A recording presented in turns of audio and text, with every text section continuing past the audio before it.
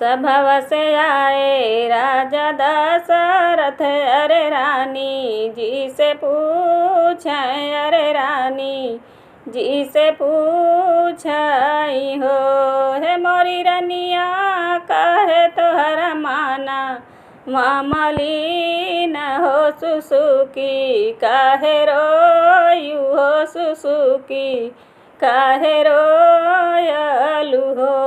हे मोरी रनिया काहे तोहरा माना, मामली न हो सुसुकी, काहे यही हो सुसुकी, काहे रोयलू हो। गई बहुरा ने राजा मोरे कीमती गई मारी हो, कीमतिया गई मारी हो।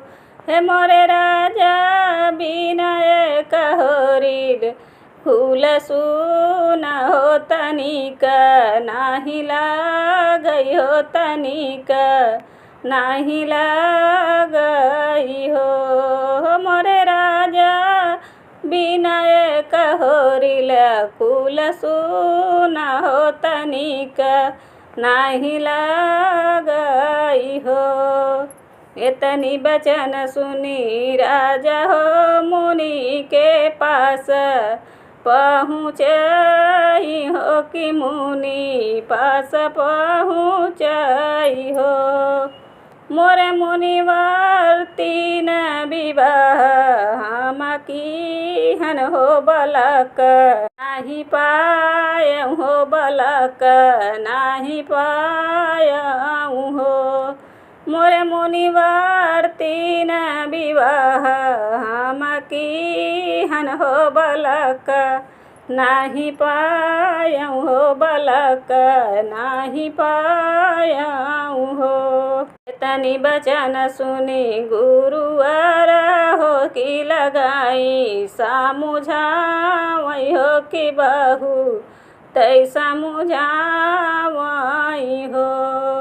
मोरे राजा बलक तोहर होई है, बचन हमारी हो तुमाना, कि बचनिया हमारी हो तुमाना, कि बचन हमारी नि हो।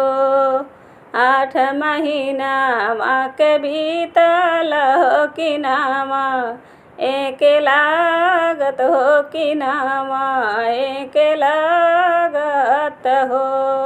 मोरे रामा जनमे है अवधि के ठाकुर हो उठाई, लागे सोहर हो उठाई, लागे सोहर हो। कि मोरे रामा जनमे है अवध के ठाकुर हो उठाई, लागे सोहर हो कि बाजे, लागे बधाइयानु हो।